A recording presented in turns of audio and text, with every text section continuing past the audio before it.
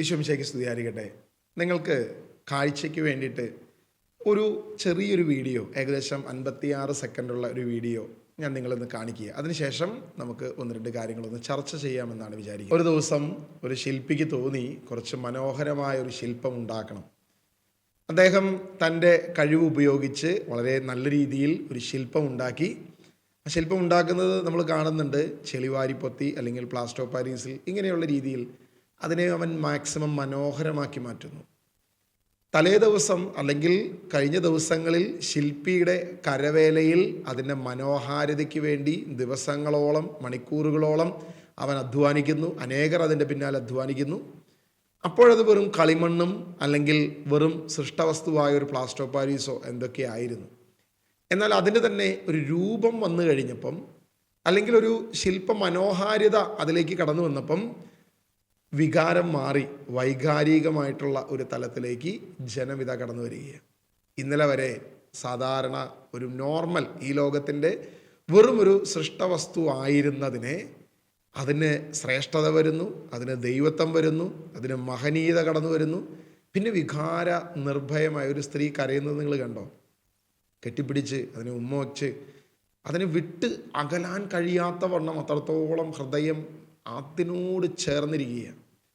ജ്ഞാനത്തിൻ്റെ പുസ്തകം POC ബൈബിളിൽ മാത്രമേ ഉള്ളൂ. അതായത് എന്നെ പെന്തക്കോസ്ത് എന്ന് മുദ്രകുത്തുന്ന പ്രിയപ്പെട്ട സഹോദരങ്ങൾക്ക് വേണ്ടിയിട്ട് നമ്മൾ പെന്തക്കോസ്ത് ബൈബിളിൽ ഇല്ലാത്തത് നമ്മളുടെ സ്വന്തം ബൈബിളിൽ മാത്രമുള്ള ചില വാക്യങ്ങൾ വായിക്കുമ്പോഴാണല്ലോ നിങ്ങൾക്ക് കൂടെ അതൊരു വ്യക്തത കിട്ടുന്നത്. എന്നെ സംബന്ധിച്ച് നിങ്ങളിലൊരു കുത്തിത്തിരിപ്പുണ്ടാക്കുക അല്ലെങ്കിൽ നിങ്ങളുടെ വിശ്വാസത്തെ വ്രണപ്പെടുത്തുക എന്നുള്ളതല്ല. നമ്മളുടെ വിശ്വാസം എത്രത്തോളം അധപതിച്ചു എന്ന തിരിച്ചറിവ് നമ്മളിലേക്ക് ഉണ്ടാകണം. അതാണ് യഥാർത്ഥ തിരിച്ചുവരവിനുള്ള ഏക വഴി എന്നുള്ളൊരു ബോധ്യമാണ് ഞാൻ ഇത്തരം ഉദ്യമങ്ങൾക്ക് വേണ്ടി തിരിയുന്നത്. പ്രിയമുള്ളവർ, നിങ്ങൾ ഈ വാക്യം നിങ്ങളുടെ കയ്യിലുള്ള POC ബൈബിളിൽ മാത്രമുള്ള ഈ ഒരു വാക്യം നിങ്ങളൊന്ന് വായിച്ചു നോക്കുക. ജ്ഞാനത്തിൻ്റെ പുസ്തകം അതിൻ്റെ 14-ാം അധ്യായം അതിൻ്റെ 12 മുതൽ വാക്യങ്ങളാണ് നമ്മളൊന്ന് വായിക്കുന്നത്. അതിനു മുൻപ് അതിൻ്റെ 8-ാം വാക്യം നമ്മളൊന്ന് വായിക്കുക. കരനിർമ്മിത വിഗ്രഹം ശപിക്കപ്പെട്ടതാണ്, അത് നിർമ്മിച്ചവനും ശപിക്കപ്പെട്ടവൻ. കാരണം അവൻ ആ നശ്വര വസ്തു നിർമ്മിച്ച് അതിനെ ദേവൻ എന്ന് വിളിച്ചു. സത്യത്തിൽ ഈ ഒരു വിഗ്രഹം ഉണ്ടാക്കിയ വ്യക്തി, ചെളി കൊണ്ട് ഇതുണ്ടാക്കിയ ആ തടിക്കാരനെ നമുക്ക് കാണാം. അദ്ദേഹം ശപിക്കപ്പെട്ടവനാണെന്നൊന്നും പറയാനല്ല. കാരണം അദ്ദേഹത്തെ സംബന്ധിച്ച് അദ്ദേഹത്തിൻ്റെ ജോലിയാണ്, പ്രതിഫലം ആണ് ആഗ്രഹിക്കുന്നത്. പഴയ കാലത്ത് അങ്ങനെ ആയിരുന്നില്ല. അവർ തന്നെ വിഗ്രഹം ഉണ്ടാക്കി ആ വിഗ്രഹം അവരുടെ സ്വന്തമായി അവർ ആരാധിക്കുകയും മൂർത്തികൾ അങ്ങനെയൊക്കെ വെച്ചുകൊണ്ടിരിക്കുന്ന ഒരു കാലഘട്ടം ഉണ്ടായിരുന്നു. ഇന്ന് അങ്ങനെയല്ല, കച്ചവടമാണിത് പ്രധാനമായി.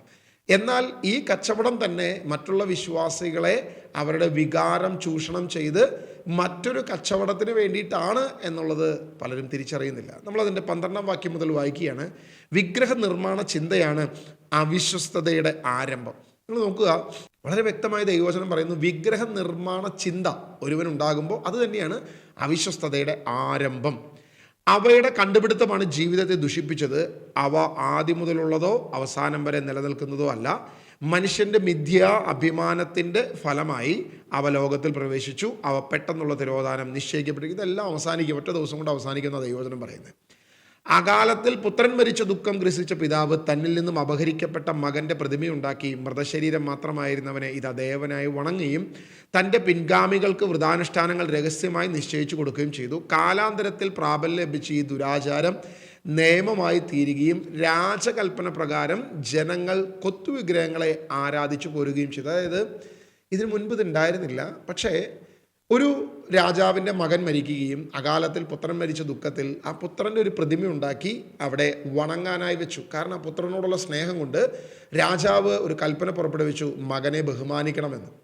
ഇങ്ങനെ കാലങ്ങൾക്ക് ശേഷം പിന്നെ ആ മകനെ ബഹുമാനമായി, പിന്നെ അത് ഈ ആരാധനയിലേക്ക് കടന്നു. ഇങ്ങനെ എൻ്റെ ഏക ആശ്രയം അതായി മാറി എന്ന തരത്തിലാണ് ഇവിടെ ജ്ഞാനത്തിൻ്റെ പുസ്തകം വെളിപ്പെടുത്തിയിരിക്കുന്നത്. സത്യത്തിൽ ഇത് തന്നെയല്ലേ നമ്മൾ ക്രിസ്ത്യാനികൾക്ക്, പ്രത്യേകിച്ച് കത്തോലിക്കരായ നമുക്ക് പറ്റിയത് എന്ന് ഒന്ന് ചിന്തിച്ചു നോക്കുക. കാരണം ഒരു കാലത്ത് നമ്മളെ സംബന്ധിച്ചിടത്തോളം നമ്മെ സ്നേഹിക്കാൻ ആരുമില്ലാതെ, പരിഗണിക്കാൻ ആരുമില്ലാതെ ഒരു കാലത്ത് ദൈവത്തെ അറിഞ്ഞ് ദൈവത്തിലേക്ക് തിരിഞ്ഞ് ക്രിസ്തുവിനെ ചേർന്ന്, അല്ലെങ്കിൽ തോമസ് ലീഹ കേരളത്തിൽ വന്നു കഴിഞ്ഞപ്പം ക്രിസ്തീയമായിട്ടുള്ള ബോധ്യങ്ങൾ നൽകി ക്രിസ്തുവിൻ്റെ പിന്നാലെ പോകാനൊരു തീരുമാനം നമ്മളെടുത്തു.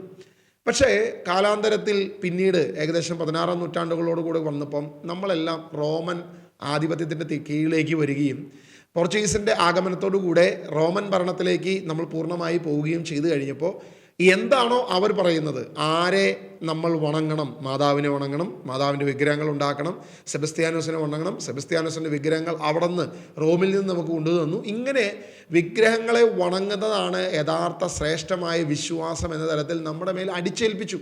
ഈ അടിച്ചേൽപ്പിച്ചത് ഇന്ന് ആചാരമായി, അനുഷ്ഠാനമായി, ഇന്ന് കീഴ്വഴക്കമായി മാറി എന്നുള്ളതാണ് ചരിത്രം പരിശോധിച്ചാൽ നമുക്ക് മനസ്സിലാക്കാൻ സാധിക്കുന്നത്. ഇവിടെ 17-ാം വാക്യത്തിൽ വിദൂര സ്ഥലത്തായിരുന്ന രാജാക്കന്മാരെ നേരിട്ട് വണങ്ങി സ്തുതിക്കാൻ ഇച്ഛിച്ചവർ രാജപ്രതിമയുണ്ടാക്കി രാജാക്കന്മാർ അകന്നു ജീവിച്ചിരുന്നതിനാൽ അവരുടെ സന്നിധിയിൽ പോയി വണങ്ങാൻ കഴിയാത്ത ജനങ്ങൾ തങ്ങൾ ആദരിച്ചിരുന്ന രാജാവിൻ്റെ രൂപം ഭാവന ചെയ്ത് ദൃഷ്ടഗോചരമായ ബിംബമുണ്ടാക്കി അങ്ങനെ തങ്ങളുടെ ആവേശത്തിൽ അവർ അദൃശ്യനെങ്കിലും അടുത്തുള്ളവനെ പോലെ അവനെ സ്തുതിച്ചു. ക്രമേണ ഉത്കൃഷ്ടോച്ഛമായ ശില്പി രാജാവിനെ അറിയാത്തവരിലും ഈ ആരാധന പ്രചരിപ്പിക്കാൻ ഉത്സാഹിച്ചു. മാതാവ് പ്രത്യക്ഷപ്പെട്ടു എന്ന് പറഞ്ഞ് പലവിധ രൂപങ്ങൾ, പലവിധ തലങ്ങൾ നമ്മുടെ മുൻപിൽ ഇപ്പോൾ ലക്ഷക്കണക്കിന്, എത്ര എണ്ണം ഉണ്ടെന്ന് എനിക്ക് തന്നെ അറിയാൻ പാടില്ല. നമ്മൾ പരിശോധിച്ച ഗൂഗിൾ പോലും പറയുന്നത് ഗൂഗിളിൽ അറിയില്ല എന്നാണ് പറയുന്നത്. ചാറ്റ് GPT ചോദിച്ചാൽ പുള്ളിക്കും അറിയത്തില്ല. എവിടെയൊക്കെ പ്രത്യക്ഷപ്പെട്ടു അറിയത്തില്ല. ആയിരക്കണക്കിന് ആളുകൾ വേറെ അവകാശപ്പെടുന്നു ഞങ്ങൾക്കും പ്രത്യക്ഷതയുണ്ടായി. പിന്നെ കേരളത്തിലാണെങ്കിൽ ഈ വിഗ്രഹങ്ങളിൽ നിന്ന് എണ്ണ വരുന്നു, തേൻ വരുന്നു, പാല് വരുന്നു. ഇതിനെ പ്രഘോഷിക്കുന്ന ചില പുരോഹിതരും ചില ആളുകളും ഇതിൻ്റെ കൂടെ നടക്കുന്നു, സപ്പോർട്ട് ചെയ്യുന്നു. ഇങ്ങനെ ജനത്തെ വഴിതെറ്റിക്കുന്ന ഒരു തലം. കാരണം ശില്പി അവൻ്റെ മനോഹാരിത, വളരെ അവൻ്റെ കഴിവ് ഈ ശില്പത്തിൽ കൂടുതൽ കൊണ്ടുപോകും. 19-ാം വാക്യത്തിൽ വചനം പറയുന്ന പോലെ രാജാവിനെ പ്രസാദിപ്പിക്കാനാകാം ശില്പി കൂടുതൽ മനോഹരമായി ഈ ശില്പങ്ങൾ ഉണ്ടാക്കിയത്. സത്യത്തിൽ ഈ രാജാവിന് ഇത്ര സൗന്ദര്യമൊന്നും ഉണ്ടായിരുന്നില്ല. പക്ഷെ രാജാവിനെ പ്രസാദിപ്പിക്കാൻ ഈ ശില്പം വളരെ മനോഹരമാക്കി അവനുണ്ടാക്കി. ഇതുപോലെ ഇന്ന് ഈ കാണുന്ന ശില്പികൾ നമുക്ക് വളരെ മനോഹരമായ രൂപങ്ങൾ ഉണ്ടാക്കി തരുന്നു. സിൽവർ കളറിലുള്ള കൃപാസന മാതാവിൻ്റെ രൂപമോ സ്വർണ്ണ കളറിലുള്ള വേളാങ്കണ്ണി മാതാവിൻ്റെ രൂപം, ഇങ്ങനെ പലവിധ രൂപങ്ങൾ ഉണ്ടാക്കി അതിൻ്റെ വശ്യത നമ്മളെ അതിലേക്ക് ആകർഷിക്കുകയും യഥാർത്ഥ ക്രിസ്തുവിൻ്റെ സത്യത്തിൽ നിന്നും സുവിശേഷത്തിൽ നിന്നും നമ്മളെ അകറ്റുകയും ചെയ്യുന്നു. കാരണം ഇന്ന് ഇപ്പോൾ ഈ വീഡിയോയിൽ തന്നെ കണ്ടു, അവസാനം ഒരു വൈകാരികമായ ഒരു സ്ത്രീ, അവരുടെ അല്ലെങ്കിൽ ജനങ്ങൾ അതിനെ എങ്ങനെ കാണുന്നു. ഇന്നലെ വരെ വെറും മണ്ണായിരുന്ന, കളിമണ്ണായിരുന്നതിനെ പെട്ടെന്നൊരു രൂപം ഉണ്ടായി കഴിഞ്ഞപ്പോൾ ജനങ്ങളുടെ വൈകാരികമായ അതിനോടുള്ള അപ്രോച്ച് നമ്മൾ ഈ വീഡിയോയിൽ തന്നെ നമുക്ക് കാണാൻ പറ്റും. ഇതിലേക്ക് നമ്മളെ മാറ്റി യഥാർത്ഥ സത്യദൈവവചനത്തിൽ നിന്ന് നമ്മളെ അകറ്റി. കാരണം സാത്താൻ ഒറ്റ ഉദ്ദേശമേ ഉള്ളൂ, ദൈവത്തിൽ നിന്ന് നമ്മളെ അകറ്റുക. മറ്റെന്തിലേക്കും അടിച്ചാലും അവനെ സംബന്ധിച്ചിടത്തോളം അത് അവനിലേക്ക് തന്നെ എടുക്കുന്നതാണ്. കാരണം വചനം പറയുന്നു, വിജാതിയർ ആരാധിക്കുന്നത് ദൈവത്തെയല്ല പിശാചിനെയാണ്. കാരണം മറ്റ് എന്തിലേക്ക് നമ്മളുടെ കോൺസെൻട്രേഷൻ, നമ്മുടെ ആരാധന, നമ്മുടെ വണക്കം എവിടേക്ക് പോകുന്നു അതെല്ലാം ഏറ്റുവാങ്ങുന്നത് പിശാചാണ്. അപ്പോൾ സത്യത്തിൽ ക്രിസ്തുവിൽ നിന്ന് നമ്മളെ അകറ്റുക എന്നുള്ളതാണ് ഇവരുടെയൊക്കെ ഉദ്ദേശമെന്ന് ഇനിയെങ്കിലും നമ്മൾ തിരിച്ചറിയുക. കഴിയുന്നവർ ഈ ജ്ഞാനത്തിൻ്റെ പുസ്തകം 14-ാം അധ്യായം ഒന്ന് ഡീറ്റെയിൽ ആയിട്ട് വായിക്കുക. കാരണം ഇവിടെ എല്ലാം പറയുന്നത് ഒരു കാലത്ത് ജീവിച്ചിരുന്ന രാജാവിൻ്റെ മകൻ മരിച്ചു കഴിഞ്ഞപ്പോൾ ആ മകനിലേക്ക് ഒരു വണക്കം, സ്തുതികൾ, അല്ലെങ്കിൽ അതിനെ ബഹുമാനിക്കുക, അതിനെ വണങ്ങുക, അതിനുവേണ്ടി അവൻ ഈ സ്വരൂപങ്ങൾ, ബിംബങ്ങൾ ഉണ്ടാക്കി, അത് മനോഹരമായി ഉണ്ടാക്കി. അവനെ അറിയാത്ത ആളുകളിലേക്ക് പോലും ഈ വിശ്വാസവും ഈ രീതിയും ഈ ഫോളോ അപ്പും ഈ ആചാര അനുഷ്ഠാനങ്ങളും എത്തിച്ചത് ശില്പിയുടെ അവൻ്റെ കരവേല മാത്രമാണ്. അതാകട്ടെ ഒരു കെണിയായി തീരുമെന്ന് ദൈവത്തിൻ്റെ വചനം വ്യക്തമായി നമ്മളെ പഠിപ്പിക്കുന്നു. 21-ാം വാക്യത്തിൽ ഇതെല്ലാം പറഞ്ഞു വെച്ചിട്ട് ദൈവത്തിൻ്റെ ആത്മാവ് പറയുകയാണ്, ഇത് മനുഷ്യവർഗത്തിന് ഒളിഞ്ഞിരിക്കുന്ന കെണിയായി തീരും. നിർഭാഗ്യത്തിൻ്റെയോ രാജാധികാരത്തിൻ്റെയോ അടിമത്തത്തിൽപ്പെട്ട മനുഷ്യർ കല്ലിലോ തടിയിലോ നിർമ്മിക്കപ്പെട്ട വസ്തുക്കൾക്ക് ഒരിക്കലും വിളിക്കാൻ പാടില്ലാത്ത പേരുകൾ നൽകി. ഇതാണ് ഏക ആശ്രയം. ആശ്രയിച്ചാൽ തള്ളിക്കളയാത്തത് ഈ വിഗ്രഹമാണ്. ഇവിടെ നിന്നാൽ അനുഗ്രഹമുണ്ട്. ഈ വിഗ്രഹത്തിന് മുൻപിൽ ഉടമ്പടി എടുത്താൽ അതാണ് ശ്രേഷ്ഠമായ ഉടമ്പടി എന്നെല്ലാം പറഞ്ഞ് യേശുവിൻ്റെ പുതിയ ഉടമ്പടിയെ തള്ളിക്കളഞ്ഞുകൊണ്ട് ക്രിസ്തുവിൽ നിന്ന് നമ്മളെ അകറ്റുന്ന ഈ തരം പിശാചിൻ്റെ പൈശാചികമായ പ്രലോഭനങ്ങളിൽ നിന്നും ഇനിയെങ്കിലും നമ്മൾ ഓടിയകലുക, ഇനിയെങ്കിലും നമ്മൾ തിരിച്ചറിയുക. ഇത്തരം വീഡിയോസ് കാണുമ്പോൾ നമ്മൾ ചെയ്യുന്നത് എത്രത്തോളം മ്ലേച്ഛകരമാണെന്നും ഇത് ദൈവത്തിൻ്റെ ആത്മാവ് എത്രയോ വർഷങ്ങൾക്ക് മുൻപ് ദൈവാത്മാവിൽ ഇത്തരം മ്ലേച്ഛതകൾ നിങ്ങൾ പ്രവർത്തിക്കുമെന്ന് എഴുതി വെച്ചിട്ടും ഇത് വായിച്ചിട്ടും ഇത് മനസ്സിലാക്കിയിട്ടും ഇത് തിരിച്ചറിവില്ലാതെ ഇന്നും വഴിതെറ്റിപ്പോകുന്ന ദൈവമക്കളോട് എനിക്കൊറ്റ റിക്വസ്റ്റേ ഉള്ളൂ. പ്രിയമുള്ളവരെ, സത്യം നിങ്ങൾ തിരിച്ചറിയുക. യഥാർത്ഥ ആരാധന ആത്മാവിലും സത്യത്തിലുമാണ് ദൈവത്തെ നമ്മൾ ആരാധിക്കേണ്ടത്. ഇത്തരം വിഗ്രഹങ്ങളെ വണങ്ങിയിട്ടോ ഇത്തരം വിഗ്രഹങ്ങളിൽ നിന്നും ആശ്രയം പ്രഖ്യാപിച്ചിട്ടോ അല്ല. ഇന്നലെ കളിമണ്ണായിരുന്നത് ഇന്നും കളിമണ്ണാണെന്നുള്ള തിരിച്ചറിവ്, അതിലൊരു ദൈവസാന്നിധ്യം ഇല്ല എന്നുള്ള തിരിച്ചറിവ്, അതിൽ നിങ്ങൾ കെട്ടിപ്പിടിച്ചാലോ ഉമ്മ വച്ചാലോ ആശ്രയിച്ചാലോ നിങ്ങൾ പ്രാർത്ഥിച്ചാലോ യാചിച്ചാലോ ഒന്നും യഥാർത്ഥ ദൈവത്തിൽ നിന്ന് നിങ്ങൾക്ക് ലഭിക്കത്തില്ല. പകരം ലഭിക്കുന്നത് പിശാചിൽ നിന്നാണ് എന്ന ബോധ്യം ഇനിയെങ്കിലും നമുക്ക് തിരിച്ചറിവുണ്ടാകാൻ ദൈവം നമ്മെ അനുഗ്രഹിക്കട്ടെ. God bless you.